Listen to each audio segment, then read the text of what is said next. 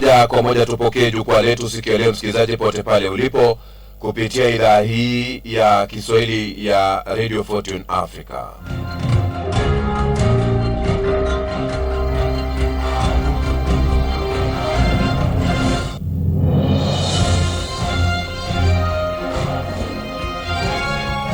Huku mzozo katika Mashariki ya Kati ukiendelea, kiongozi wa kanisa Katoliki duniani Papa Leo wa 14 ameonekana kuwakosoa wale wanaohusika na vita hivyo.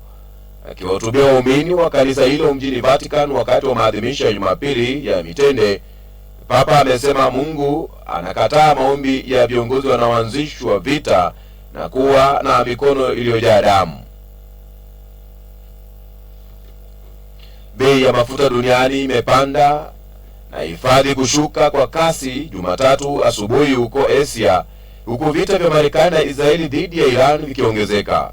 Bei ya mafuta ghafi ya Brent ilipanda kwa zaidi ya 3% hadi zaidi ya dola 115 sawa na euro 86.77 kwa pipa, huku mafuta yanayouzwa Marekani yakipanda hadi dola 103 baada ya kuimarika kwa 3.5.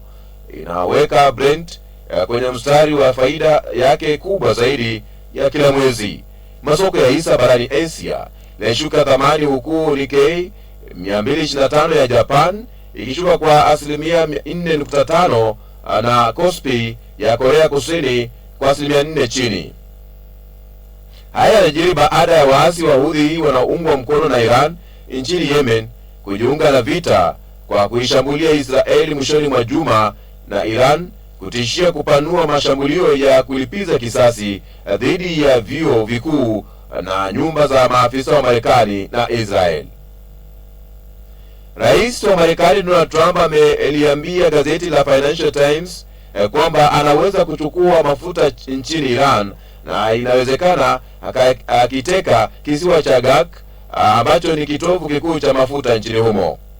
Trump amependekeza hatua hiyo inaweza kumaanisha kuchukua kisiwa cha Gag, pengine watachukua kisiwa cha Gaka au waachane nacho. Alipoulizwa kuhusu ulinzi wa Iran katika kisiwa hicho, amesema adhani kama wana utetezi wowote wanaweza kuchukua kwa urahisi sana. Kauli hii ya rais inawadia huku wanajeshi 3500 zaidi wa Marekani wakiasili Mashariki ya Kati, hofu ya wanajeshi wa Marekani kujiunga na mashambulio ya Iran ikiongezeka. Trump ameongeza kuwa mazungumzo yasiyo ya moja kwa moja kati ya Marekani na Iran kupitia mabalozi wa Pakistan yalikuwa yanaendelea vizuri, lakini hakuguzia suala makubaliano ya kusitisha mapigano yanaweza kufikiwa hivi karibuni. Iwapo basi unaungana nasi au hujakosea, unasikiliza idhaa hii ya Kiswahili ya Radio Fortune Africa. Sasa hivi tupo kwenye hatua ya kuweza kupokea jukwaa letu siku ya leo.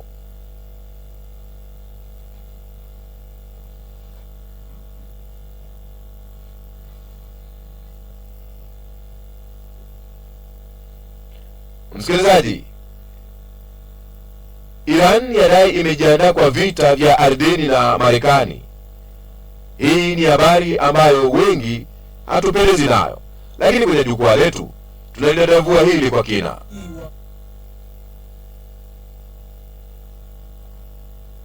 Msemaji wa makao makuu ya Hatam al-Anbiya ya nchini Iran ameonya kuwa uvamizi wowote wa ardhini wa Marekani dhidi ya Iran utasababisha madhara makubwa kwa majeshi ya Marekani. Amesema Iran imejiandaa kwa muda mrefu kukabiliana na uvamizi huo na kwamba wanajeshi wa Marekani watajikuta katika hali ngumu endapo watajaribu kuingia nchini humo. Msemaji huyo aliongeza kuwa majeshi ya Marekani tayari yanakabiliwa na vitisho katika kambi zake za kikanda na Iran iko tayari kujibu kwa nguvu. Kwa upande wake, spika wa bunge la Iran Mohammad Bakr Kalibaf ameonya kuwa mpango wowote wa Marekani wa kuanzisha uvamizi wa ardhini utachochea mashambulizi makali dhidi ya majeshi yake na washirika wake.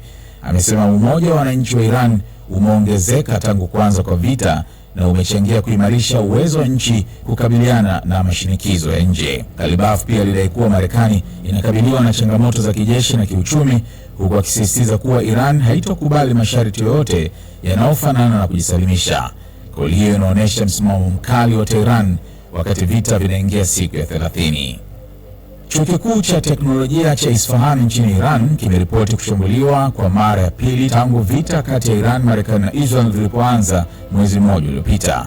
Kwa mujibu wa taarifa ya chuo hicho, mashambulizi yalifanywa majira ya mchana na kulenga moja ya taasisi zake za utafiti, hatua iliyosababisha uharibifu wa majengo kadhaa ndani ya campus. Taarifa za awali zinaeleza kuwa wafanyakazi wanne walijeruhiwa kwa kiwango kidogo, huku shughuli za utafiti zikisitishwa kwa muda. Mashambulizi hayo yamezua wasiwasi mkubwa kuhusu usalama wa taasisi za elimu na utafiti wakati wa vita.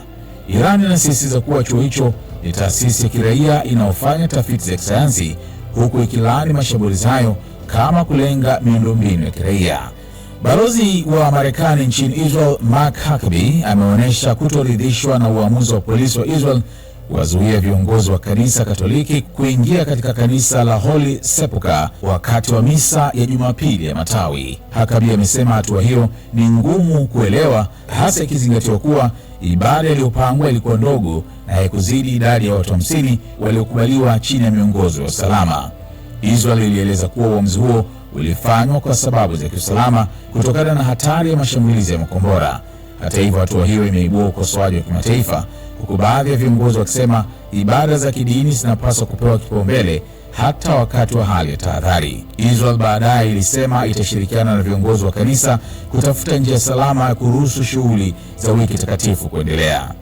Kwa upande wake, ofisi ya waziri mkuu wa Israel imesema mpango unaandaliwa ili kuruhusu viongozi wa Kristo kuabudu katika kanisa hilo la Holy Sepulchre. Serikali ilieleza kuwa zuio la awali lilikuwa la muda kutokana na hatari ya mashambulizi ya makombora ballistic yaliyolenga maeneo ya kidini mjini Jerusalem. Ripoti zinaonyesha kuwa vipande vya kombora vilianguka karibu na kanisa hilo, jambo lililochochea tahadhari. Israel ilisisitiza kuwa haikuwa na nia ya kuzuia ibada, bali kulinda usalama wa viongozi wa dini. Ufaransa imelaani mashambulizi ya waasi wa Houthi wa Yemen dhidi ya Israel, ikisema hatua hiyo inaongeza mvutano katika vita. Wizara ya mambo ya nje ya Ufaransa imesema mashambulizi hayo yanaweza kusababisha mgogoro mkubwa zaidi na kuwataka waasi hao kusitisha hatua zao mara moja. Ufaransa ilionya kuwa vita hivyo tayari vimesababisha vifo vya maelfu ya watu na kuyumbisha soko la nishati duniani. Kauli hiyo inaonyesha wasiwasi wa Ulaya kuhusu athari za kiuchumi na kiusalama za mgogoro huo. Ujumbe unaodaiwa kutoka kwa kiongozi mkuu mpya wa Iran, Mojtaba Khamenei, umeeleza shukrani kwa viongozi wa dini na wananchi wa Iraq kwa kuiunga mkono Iran. Hata hivyo, bado hajajitokeza hadharani tangu achukue madaraka, jambo linalozua maswali kuhusu hali yake. Rais wa Marekani Donald Trump amedai kuwa huenda Khamenei yuko katika hali mbaya, huku Iran ikisema kutokuwepo kwake hadharani ni kwa sababu za kiusalama. Hali hiyo imeongeza sintofahamu kuhusu uongozi wa Iran wakati wa vita. Waziri Mkuu wa Israel Benjamin Netanyahu amesema mashambulizi ya Israel yameanza kuonyesha athari ndani ya Iran, akidai kuwa utawala wa Tehran umeanza kudhoofika. Amesema Israel imeanzisha maeneo ya usalama ndani ya maeneo ya adui na itaendelea kupanua operesheni. Netanyahu alikiri kuwa Hezbollah bado ina uwezo wa kurusha makombora, lakini alisema Israel inalenga kuondoa tishio hilo kabisa. Kauli hiyo inaonyesha nia ya kuendeleza operesheni za kijeshi katika eneo la kaskazini. Kuwait imeishutumu Iran kwa kudhoofisha utulivu wa kikanda, ikisema mashambulizi ya makombora na drone yamejeruhi wanajeshi wake 10. Nchi hiyo imesema pia imedungua makombora 26 ndani ya saa 24. Qatar na Bahrain pia zimesema zimedungua mashambulizi ya anga yaliyolenga nchi zao, jambo linaloonyesha kuenea kwa mapigano katika eneo la Ghuba. Vyombo vya habari vya Iran vimeripoti kuwa baadhi ya maeneo ya mji mkuu Tehran yanakabiliwa na kukatika kwa umeme kufuatia mashambulizi ya anga yaliyofanyika katika eneo hilo. Shirika la habari la Fars limesema kuwa baada ya mashambulizi dhidi ya Tehran, maeneo kadhaa yamekumbwa na hitilafu za umeme. Hakujakuwa na maoni ya haraka kutoka jeshi la Israel IDF au jeshi la Marekani kuhusu mashambulizi hayo ya karibuni. Israel inatarajiwa kuialika Marekani kuhamisha baadhi ya kambi zake za kijeshi katika eneo la Mashariki ya Kati kwenda Israel na pia kuanzisha kambi mpya nchini humo baada ya vita vya sasa kumalizika. Kwa mujibu wa ripoti ya Channel 12 ikinukuu vyanzo vya usalama, hatua hiyo inalenga kubadilisha ramani ya uwepo wa kijeshi wa Marekani katika eneo hilo, huku ikizingatia changamoto mpya za kiusalama. Chanzo cha Israel kilisema kuwepo kwa kambi za Marekani nchini Israel kutaleta faida ya kimkakati kwa pande zote. Pakistan, Saudi Arabia, Uturuki na Misri zimejadili njia zinazowezekana kumaliza vita mapema na kwa kudumu Mashariki ya Kati, kwa mujibu wa waziri wa mambo ya nje wa Pakistan, Ishaq Dar. Nchi hizo nne zilifanya mazungumzo ya pamoja Islamabad, zikitafuta kupunguza mvutano katika vita kati ya Marekani, Israel na Iran. Dar alisema pande zote zimeonyesha imani na jukumu la Pakistan, huku China ikiunga mkono kikamilifu mpango wa kuandaa mazungumzo ya Marekani na Iran nchini humo. Kamanda wa kamandi ya kati ya Marekani CENTCOM, Admiral Brad Cooper, alikuwepo nchini Israel na kukutana na mkuu wa majeshi ya Israel, Luteni Jenerali Eyal Zamir, pamoja na majenerali wengine wa ngazi ya juu. Vyanzo vya usalama vilisema Cooper na Zamir walijadili operesheni ya pamoja dhidi ya Iran, ambayo siku za hivi karibuni imelenga zaidi viwanda vya uzalishaji wa silaha vya Iran. Jana msemaji wa IDF, Brigedia Jenerali F.E. Defrin, alisema kuwa ndani ya siku chache jeshi litakamilisha kulenga mali zote muhimu za uzalishaji wa kijeshi wa Iran. Na afisa wa UAE ameitaka Iran kulipa fidia kwa uharibifu uliosababishwa na mashambulizi yake. Amesema suluhu ya kisiasa lazima ijumuishe dhamana ya kutoshambulia tena na fidia kwa miundombinu ya kiraia. UAE imeeleza kuwa Iran imekuwa tishio kubwa kwa usalama wa Ghuba, na msimamo huo unaongeza mvutano wa kidiplomasia wakati juhudi za mazungumzo zinaendelea. Asante sana kwa kuendelea kutufuatilia msikilizaji. Ni hali ambayo unazidi kupokea kupitia idhaa hii ya Kiswahili ya Radio Fortune Africa. Jukwaa letu hili msikilizaji, ambalo tunakuletea saa 1:30 utakuwa unapokea habari za asubuhi, ili uweze kufahamu yale ambayo yanajiri katika maeneo tofauti duniani. Na vile vile katika jukwaa letu hapa hivi kufahamisha kwa maandamano makubwa ya No Kings yafanyika maeneo yale ya Marekani. Fanyika katika miji mbalimbali nchini humo, yakihusisha wimbi la 3 la maandamano yanayojulikana kama No Kings, ambayo hapo awali yamevutia mamilioni ya washiriki. Waandaaji walisema maandamano hayo yalilenga kupinga sera kadhaa za utawala wa Trump, ikiwemo vita vya Iran, utekelezaji wa sheria za uhamiaji wa shirikisho na kupanda kwa gharama za maisha. Katika taarifa yao, waandaaji walimtuhumu Trump kujaribu kutawala kama dikteta, wakisisitiza kuwa mamlaka nchini Marekani yapo mikononi mwa wananchi. Maandamano yalifanyika katika miji mikubwa kama New York, Washington DC, Los Angeles, Boston, Nashville na Houston, huku mikusanyiko mingine ikiripotiwa katika miji midogo.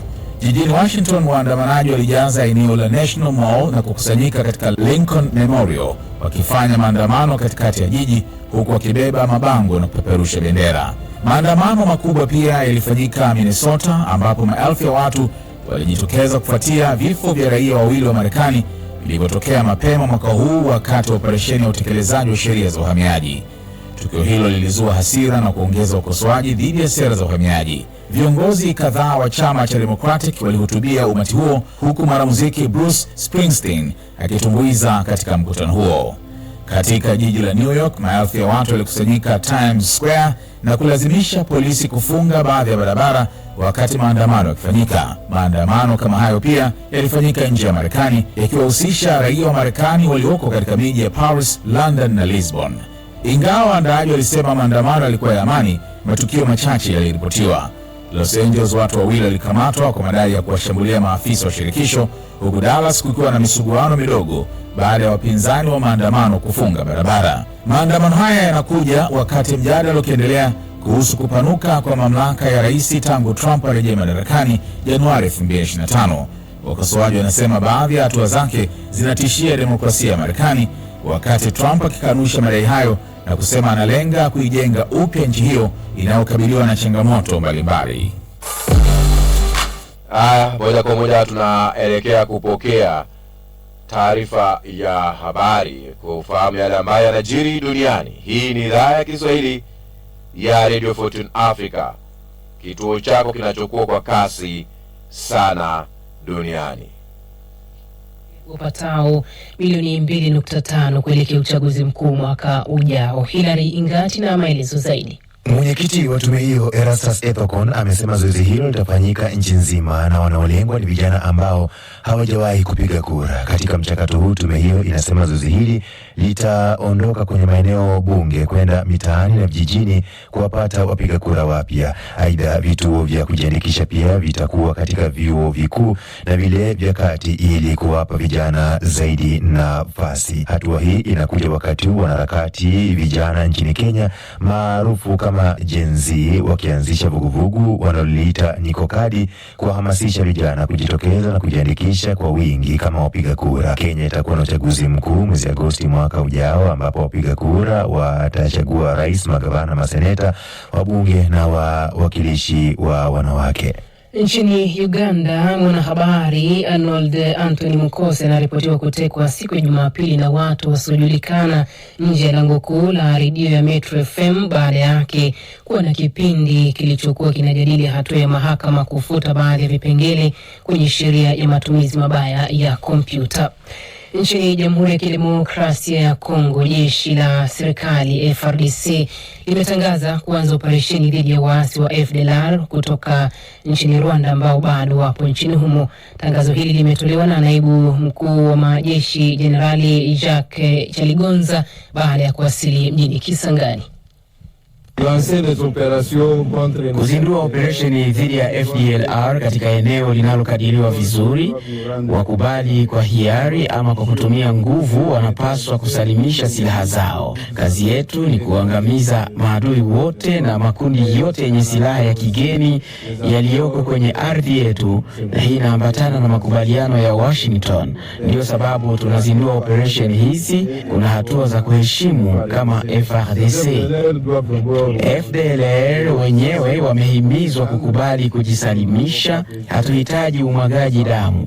Wanapaswa kujisalimisha na kurejea katika nchi yao. Taifa lao ni Rwanda. Operesheni hii ni katika harakati za kutekeleza mkataba wa amani wa Washington kati ya serikali ya Kinshasa na Kigali kuhusu namna ya kuwakabili waasi hao wa FDLR. Takriban raia 14 wakiwemo wanawake na watoto waliuawa na makumi wengine kujeruhiwa baada ya mashambulio makali yaliyoratibiwa na wapiganaji wa RSF pamoja na vikosi vya Sudan People's Liberation Movement North yaliyolenga mji wa Diling kusini mwa Kordofan. Jeshi la Sudan linaripotiwa kuzuia shambulio kubwa lililotekelezwa siku ya Jumamosi kwa lengo la kuteka mji wa Diling, mji wa pili kwa ukubwa katika jimbo hilo. Nini mada ya habari rafiki?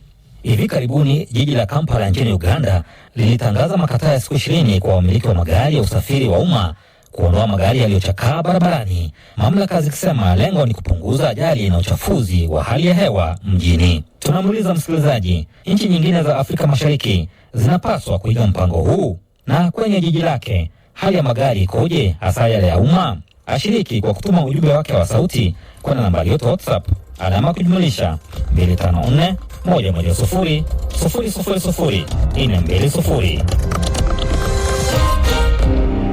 Matangazo haya unaendelea kuyapokea mubashara kutoka hapa jijini Nairobi nchini Kenya. Licha ya nchi wanachama wa Umoja wa Afrika kukataa kumuunga mkono rais wa zamani wa Senegal Macky Sall kugombea nafasi ya katibu mkuu wa Umoja wa Mataifa ili kuchukua nafasi ya Antonio Guterres, kiongozi huyo ameendelea kugombea nafasi hiyo. Undani wa taarifa hii na Ruben Lukumbuka. Katika taarifa kwa vyombo vya habari, timu ya mawasiliano ya Macky Sall inaelezea kwamba ugombea wake wa kumrithi Mreno Antonio Guterres bado unaendelea licha ya nchi 20 wanachama wa Umoja wa Afrika AU ambazo hazikutajwa kupinga ugombea wa rais huyu wa zamani aliyeiongoza Senegal kuanzia mwaka wa 2012 hadi mwaka wa 2024 na ambaye pia hakuungwa mkono hata na nchi yake. Sall anashutumiwa kwa usimamizi mbaya wa nchi yake baada ya kuyazima kwa nguvu zote maandamano ya kisiasa yaliyosababisha vifo vingi vya raia. Wandani wake miongoni mwao Seydou Gueye, msemaji wa zamani wa rais wa Senegal na mwanachama wa chama cha Macky Sall APR, ameiambia idhaa ya RFI kwamba walioandika barua ya kumharibia sifa bwana Macky Sall hawaelewi kikamilifu taratibu na sheria za mashirika ya kimataifa, na kaongeza kuwa nchi 36 kati ya 54 za Afrika zimeonyesha kumuunga mkono Macky Sall. Muhula wa katibu mkuu wa sasa wa Umoja wa Mataifa Antonio Guterres ulioanza Januari 2017 utaisha mwishoni mwa mwaka huu wa 2026. Kwingineko nchini Senegal kumeibuka mjadala kuhusu mauaji ya wanawake, hasa baada ya tukio la Machi 21 ambapo Kadi Sow, mtumiaji wa mtandao wa TikTok, aliuawa akiwa na ujauzito wa miezi 7.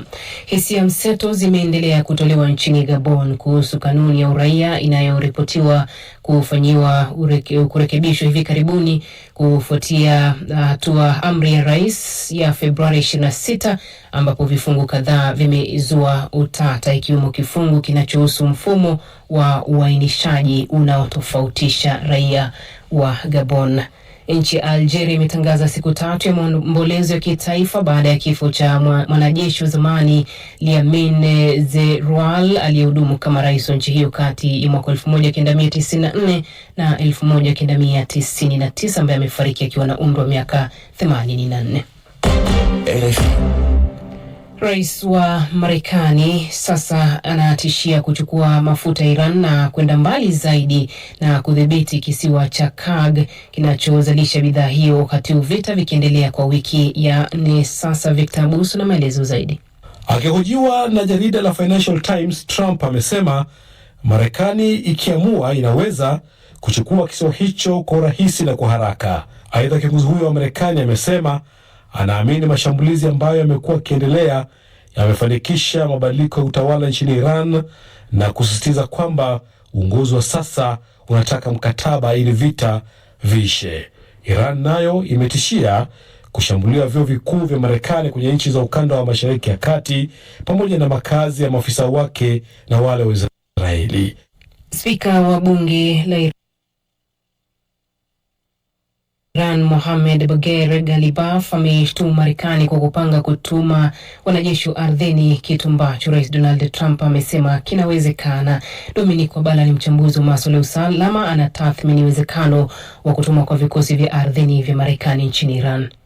Rais wa Marekani Donald Trump amesema sio mara moja, sio mara mbili, mara kadhaa kuwa wanajitayarisha kupeleka wanajeshi wake Iran. Tumeona dalili za kupeleka wanajeshi kule. Tumeona wameitisha vikosi kadhaa vya wanajeshi wa Marekani. Pia tumeona jeshi la Iran likisema limekuwa likiwatarajia na linawangojea kukabiliana na wao. Ikiwa Marekani watajipeleka kule, kutakuwa na makabiliano makali sana. Mtazamo wake Dominic Wabala, mchambuzi wa masuala ya usalama, akiwa jijini Nairobi. Na wakati hayo yakijiri, Pakistan imesema hapo jana kwamba inajiandaa kuwa mwenyeji wa mazungumzo ya amani ili kukomesha mzozo wa Iran katika siku zijazo, licha ya Tehran kusema iko tayari kujibu iwapo Marekani itawatuma wanajeshi wake wa ardhini.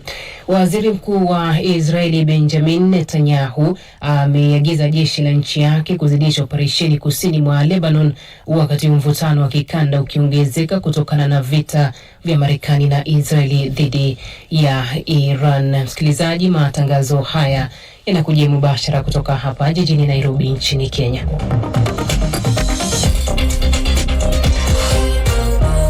Dakika 40 baada ya saa 1 asubuhi Afrika Mashariki. Victor Abuso, Jumatatu njema, karibu na habari za michezo. Shukran sana mwenzangu. Mzee kwako pia. Rais wa shirikisho la soka bara Afrika CAF Patrice Motsepe amesema ataheshimu uamuzi wa mahakama ya kimataifa ya mchezo CAS baada ya Senegal kukata rufaa kulalamikia kupokonywa taji la AFCON na kukabidhiwa kwa Morocco. CAF ilijipata katika hali hiyo baada ya Senegal na wachezaji wake kuvunja kanuni za mchezo huo wakati wa mechi ya fainali mwezi Januari. Katika hatua nyingine ni kwamba Motsepe amesema CAF ipo kwenye maharakati za kupitia na kufanyia marekebisho baada ya kanuni kuhusu uamuzi na kamati za kutoa maamuzi katika shirikisho hilo ili kujenga uaminifu tena katika shirikisho la soka barani Afrika. Na Samson Adamu ameteuliwa kuwa kaimu katibu mkuu wa CAF, anachukua nafasi yake Vero Mosengo Omba kutoka DRC ambaye anastaafu baada ya kufikisha miaka 66. Boso, unafikiri kuna nafasi ya CAF kujenga tena uaminifu miongoni mwa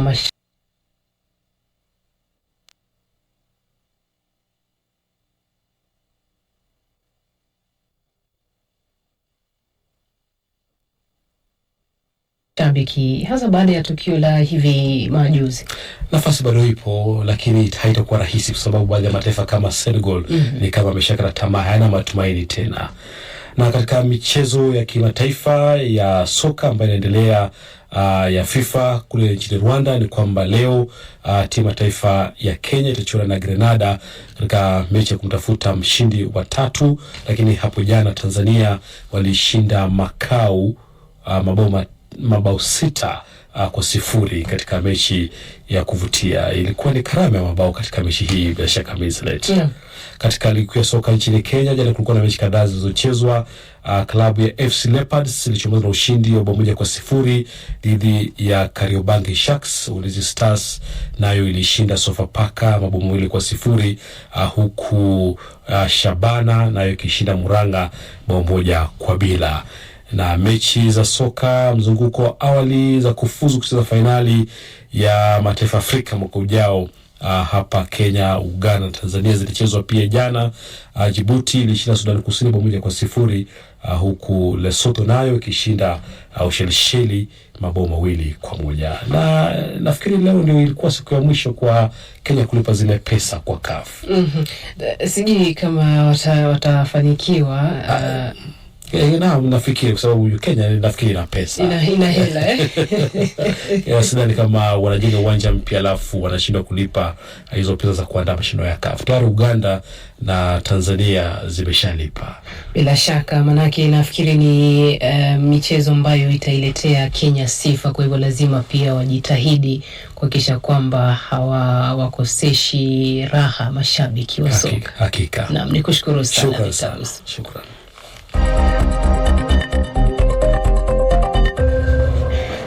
Ruben Lukumbuka, hujambo na karibu na uchambuzi wa magazeti. Asante sana Minslet, pia Jumatatu njema na mwanzo mzuri wa wiki. Hujambo msikilizaji, natumai pia huna neno kunianze uchambuzi wa magazeti na gazeti la Taifa Leo, gazeti pekee linalochapisha habari katika lugha ya Kiswahili nchini Kenya. Habari imechapishwa hapa kati kwa wino uliokolea: Linda Mwananchi huhatimka mbio, Sifuna na wenzake wapokelewa na umati mkubwa na kuchora taswira ya farasi watatu mwaka wa 2027. Lakini pia gazeti hili pamoja na gazeti la Daily Nation, magazeti haya yameandika habari kuhusu magavana wa anasa waanikwa. Ni siasa za Kenya hizo. Otuoma Barasa pazuri kurithi Osotsi ODM. Kule DRC actualité.cd, lakini pia gazeti la Forum des As, naona pia Le Potentiel. Magazeti haya yameandika habari kuhusu hatua ya naibu kamanda wa kikosi cha jeshi la FARDC, jeshi la Kongo, Generali Yaligonza Jacques azindua rasmi operation ya msako wa makundi yenye silaha, miongoni makundi ya FDLR ambayo bado yapo katika eneo la Kongo DRC. Ni hapo jana kule Kisangani, mkoa wa Chopo. Tukiwa bado DRC, gazeti la mtandaoni grandlacnews.com laandika vita nchini DRC. M23 ya shutumu serikali ya Kinshasa kwa kukataa kuwarejesha ama kuwapokea wanajeshi wa FARDC zaidi ya 5,000 waliokamatwa kwenye maeneo ya vita. Gazeti la New Times la Rwanda laandika wanawake kuchukua angalau 30% ya kazi katika miradi ya maji nchini. Iwachu la Burundi laandika taarifa ya umma kutoka kwa wasemaji wa serikali ya Burundi bado haijabadilika kuhusu kufungua tena mipaka yake na nchi ya Rwanda. Gazeti la Mwananchi huko nchini Tanzania, Minslet, kichwa cha habari kimeandikwa hapa kwa wino uliokolea, vigogo watishana mbio za urais CCM. Naona muda umeniruhusu kwa nani. Ni kushukuru Ruben Lukumbuka. Tupate makala Mazingira Leo Dunia Yako Kesho.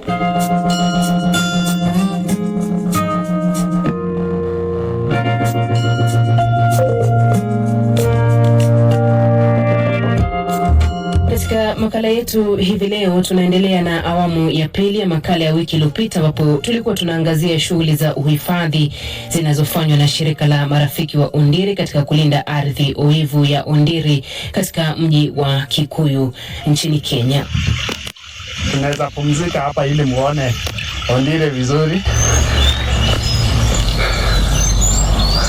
Katika awamu ya kwanza tuliangazia umuhimu wa maeneo ya ardhi oevu katika mazingira, ikiwa ni pamoja na kutumika kama makazi ya aina tofauti ya spishi ya viumbe hai, lakini pia ni mazalia ya samaki.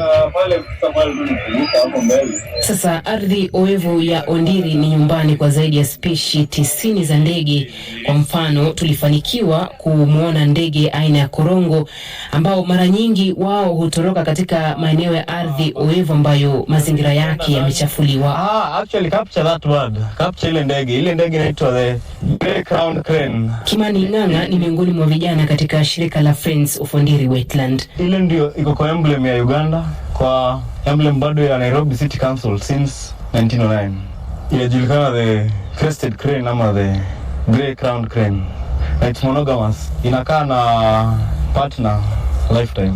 Strictly monogamous. Ile ikianza kumate na the partner walianza na yeye, ataendelea hivyo mpaka ile siku atakufa. Na zote mbili, kike na kiume, wote wana take part kulalia mayai ikifika ni siku za brooding. The male half the time, the female half the time. Kuna wale wanahamahama, wanakuja leo, wiki mbili wanakuja wanakunywa maji, wanahama. Hawa ni permanent residents wa Ondiri Wetland. Aidha, Kimani anasema uwepo wa ndege hawa katika kinamasi cha Ondiri ni ishara ya mazingira mazuri. Na pia wakiwa around ni dalili ya kuonyesha how clean the water is, how unpolluted maji iko. Sababu mara mingi wanapatikana kwa wetlands unpolluted. Mahali maji iko na pollution kidogo hivi hawezi survive huko hivyo. Dalili wakiwa ni a strong sign ya kutuonyesha how healthy this pit bog is. Around 8 years ago hawakuwa hapa hivi around. Na ni sababu majirani hapa kando ni nini, watu walikuwa watoa takataka Kikuyu town, wanakuja wanaidump hapa ndani. It was more of a wasteland than a wetland. Kinamasi hiki cha Ondiri kimezungukwa na aina tofauti ya miti. Hapa David Wakogi, mratibu wa shirika la Friends of Ondiri Wetland, anaeleza safari yao ya upanzi wa miti. Tumekuwa hapa kwa muda wa miaka 10, na katika hiyo safari tulianza na upanzi wa miti. Na hii miti ambayo tunapanda si miti tu, kwa sababu tunaangalia ile miti ambayo ni ya kiutamaduni. Tunaangalia pia miti ambayo ina complement ama ina increase habitat ya ndege. For example, ukiangalia hapa tuko na hii mti ambayo inaitwa makamia. Hii mti ukiangalia iko na mbegu mingi sana. Tuko na hii mti ambayo inaitwa kasorina. Hii mti ukiangalia iko na mbegu mingi sana, kwa sababu isipokuwa hii pia ni msitu ambayo tumekuwa nayo ambayo tunaita the arboretum. Pia tunaitumia kama orchard. Pale tuna harvest hizi mbegu, na wakati tunazivuna tunafanya tree nursery. Tumeshirikiana na mashule zaidi ya 30 ambao tumewasaidia kuanzisha clubs ama vilabu za mazingira ambazo tunaita environment clubs. So part of what tunafanya na wao ni kuhakikisha kwamba tumewasaidia kuset up tree nursery na pia upanzi wa miti.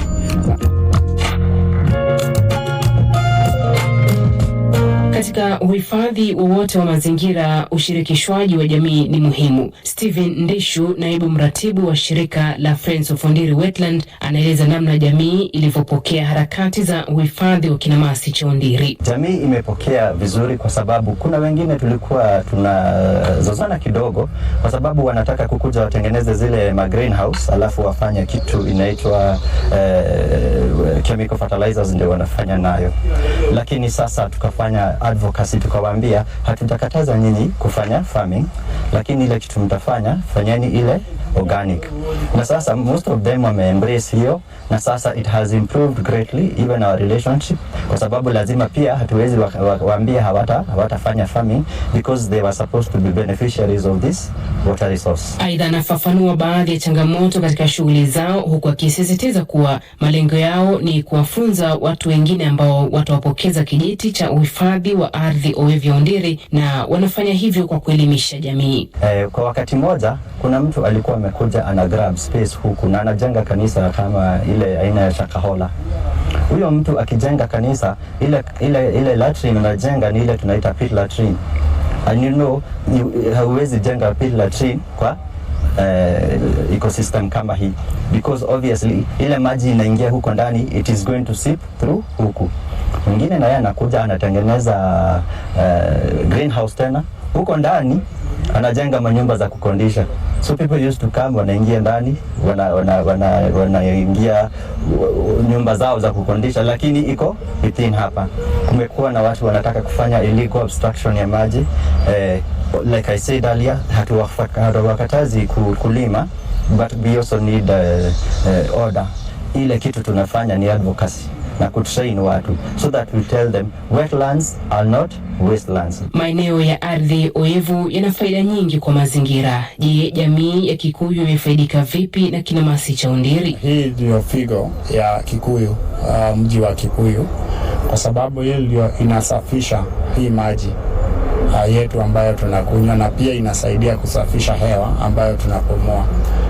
Hiyo kitu ingine ni ya kwamba hii ndio mwanzo wa maji ya Kikuyu. Maji yote ambayo watu ama wakaaji wa Kikuyu wanakunywa inatoka hapa Ondiri. Jambo hilo lingine ni ya kwamba hii Ondiri inashikilia wakulima wengi sana, kwa sababu wanapata maji. Na wakati unaishi Kikuyu, uulize mtu Ondiri ni wapi, atakwambia Ondiri ndio mkate, kikapu cha mkate ama bread basket ya hapa Kikuyu, kwa sababu kuna wakulima wengi sana. Jambo hilo lingine ni ya kwamba hii ni eneo ya kiutalii. Kuna watalii wengi sana ambao wanakuja hapa, ambao wanakuja kujiangalilia. Kwa huo muda wa miaka 10 tumeweza kuwa na wageni zaidi ya 20,000 wale ambao wamekuja kuona Ondiri na kujua na kusoma kuihusu. Pia tumekuwa na watu ambao wamekuwa wakifanya utafiti, wanakuja huku wanafanya utafiti kuhusu kinamasi, wanafanya utafiti kuhusu maji ya hapa Ondiri, wanafanya utafiti kuhusu wale wanyama na ile mimea ambayo iko hapa Ondiri. Wakati dunia ikishuhudia maeneo ya ardhi oevu yakiwa kwenye hatari ya kupotea, ni muhimu kufahamu kwamba kila mtu ana jukumu la kuhakikisha maeneo haya yanalindwa kwa manufaa ya vizazi vijavyo. Tumeresearch kabisa. Hizi zenye zinakaa hivi different classes, lakini nazo tunapatanga wageni watika huwa wanakuja kutusaidia on the same. Tuko na kazi ya kudocument every flora in our ecosystem, something that tumeanza kucreate those tags ndio iko easily identifiable. Okay. Lakini kuna kama hii impact watu wameitumia na wameleta testimonies, iko very common for wetland. Inaitwa Periscalia senegalensis. Ukiona hizi the flowers wenye niliwaambia kitu ikiwa na conspicuous flowers, ndio inasaidia lolo na water. Ukizoea kuoga na hii maji azina infuse kwa maji ile unatumia kuoga uso, itakusaidia na conditions za matter. Na bado hiyo ukiangalia kuna kitu kingine bado inaitwa, hiyo nawaambia inaitwa doctrine of signature. Kuna venye ukiangalia hizi kuna venye zinaenda ku turn out reddish, kala nyekundu. Hiyo unajua inasaidia story na damu. Then ukiangalia hivi kuna venye unaona iko na viungo kama joints. Kama miwa. Hii inasaidia stories za joints. Hiyo inaitwa doctrine of signature. Chenye unaona kwa mmea inakuambia chenye inafanya. Ukiona kitu yenye ni climber inaziko hivi na zingine kumea, hiyo unajua inasaidia mishipa na nerves na nini. Shukran kwa shirika la Friends of Wandiri Wetland kutoka mjini Kikuyu, kaunti ya Kiambu, na mwenzangu Jupiter Mayaka tuliyeshirikiana naye katika kuandaa makala haya. Jina langu Minzileti Jai. Kwaheri.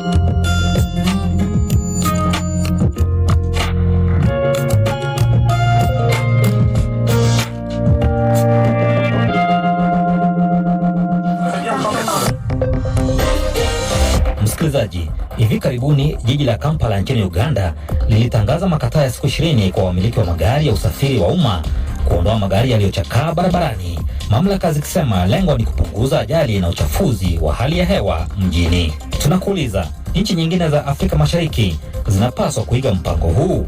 Kwenye jiji lako hali ya magari ikoje, hasa yale ya umma? Shiriki kwa kutuma ujumbe wako wa sauti kwa nambari yetu WhatsApp +254 110 000 420.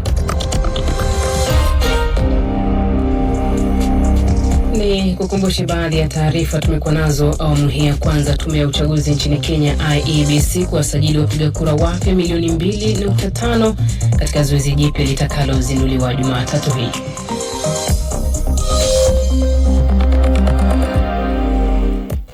Asante sana Milzet Ijai katika toyo kuweza kutuweka vizuri.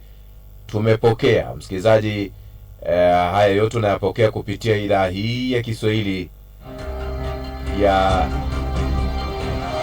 Radio Fortune Africa. Kipindi ni jukwaa letu ambalo sasa hivi tunaelekea ukingoni mwake kwa kupokea Kiziba Mkonga.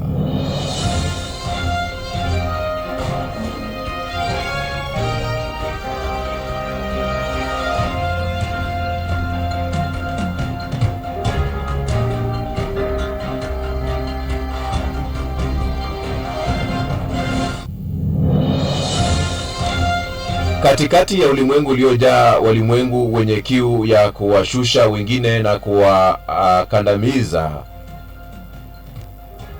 chini, amua kuwa mmoja wa wanaonyanyua walio chini, kuwabeba walioanguka na kuwa faraja kwa walioumizwa. Ni furaha zaidi kuwa furaha kwa wasio na furaha. Katikati ya ulimwengu uliojaa walimwengu wenye kiu cha kuwashusha wengine na kuwakandamiza, amua kuwa sehemu ya kunyanyua walio chini, kuwabeba walioanguka na kuwa faraja kwa walioumizwa. Ni furaha zaidi kuwa na furaha kwa wasio na furaha.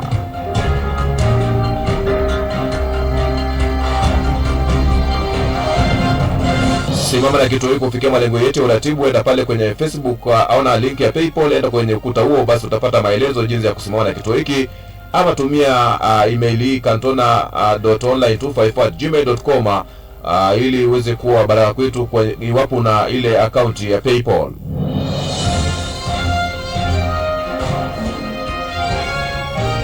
Mambo yetu, safari yetu, maisha yetu, tamaduni wetu na imani yetu.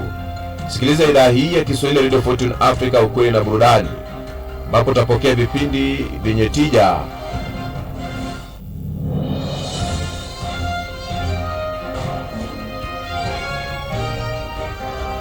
vitakavyo kuweka vizuri katika hatua ya kuimpact, kukuempower na kukuinspire.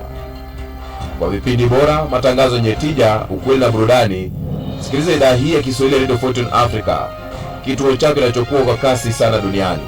Jukwaa la ukweli, Afrika halisi, sauti yetu na taswira yetu. Ni saa 2 asubuhi msikilizaji, tupatane mwendo wa saa 2 pale na nusu kwenye matangazo mengine ya asubuhi hii. Naitwa Cantona Joseph. Sasa hivi tunaelekea kwenye burudani.